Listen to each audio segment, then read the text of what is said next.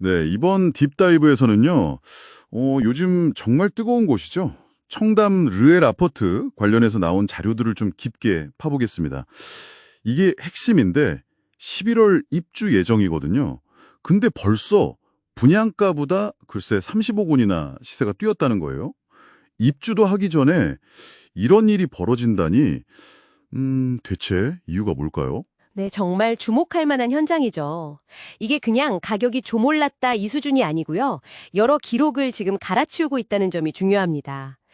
지난달만 해도 전용 84제곱미터가 55억 원이었고요. 또 올해 3월에는 전용 111제곱미터, 이게 70억 원에 거래되면서 청담동 아파트 역대 최고가를 새로 썼어요. 이 숫자들, 단순한 시세 그 이상의 의미가 있습니다. 그렇죠. 입지 좋다, 한강 보인다, 이런 얘기는 사실 기본인데, 청담동에서 유일하게 1000세대가 넘는 계단지, 이 희소성, 이게 그렇게 큰 건가요?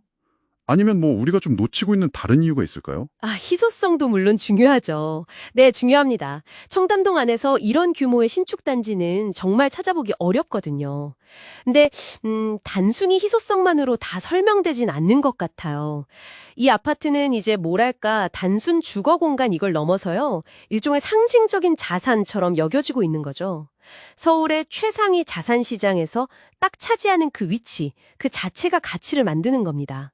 분양할 때 생각해보면 3.3제곱미터당 7천만 원 넘었잖아요. 엄청 고가였는데도 청약 경쟁률이 무려 667대 1이었어요. 이게 바로 그런 열망을 보여주는 거죠.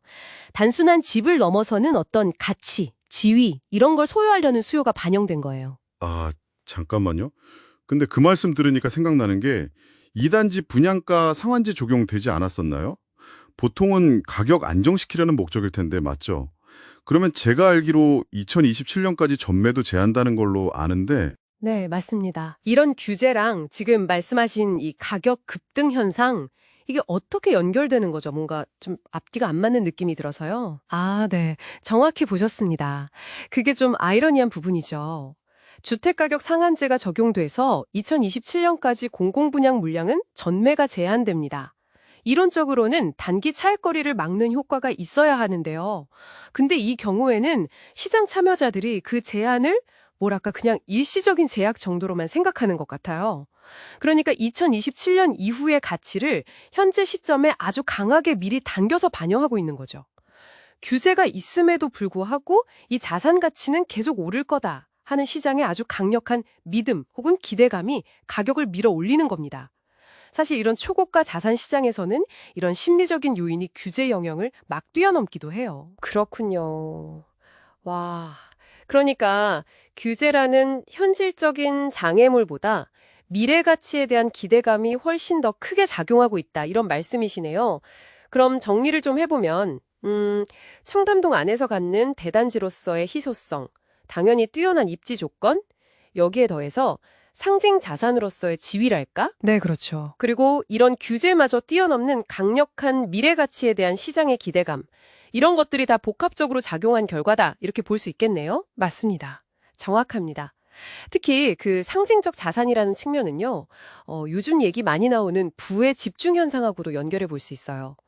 경제적으로 불확실성이 커질수록 자산가들은 오히려 대체 불가능하다고 여겨지는 그런 희소성 높은 자산으로 더 몰리는 경향이 있거든요. 청담 류엘은 단순한 부동산을 넘어서 그런 안전자산이면서 동시에 부를 과시하는 상징물, 이 두 가지 역할을 동시에 하고 있는 셈이죠. 이런 현상이 바로 최상위 자산 시장의 좀 독특한 작동 방식을 보여주는 거라고 할 수 있습니다. 와, 정말 흥미로운 분석입니다. 이게 단순히 아파트 하나 가격 올랐다, 이런 뉴스 차원을 넘어서는 거네요. 현재 우리 사회의 자본이 어디로 어떻게 흘러가고 있는지, 또 최상위 자산시장 참여자들의 심리는 어떻게 작동하는지, 그걸 보여주는 아주 단적인 사례 같아요. 오늘 저희가 살펴본 이 현상이 앞으로 우리 사회의 부의 분배나 자산시장의 미래에 대해서 당신에게는 어떤 더 큰 질문을 던지고 있다고 생각하시나요?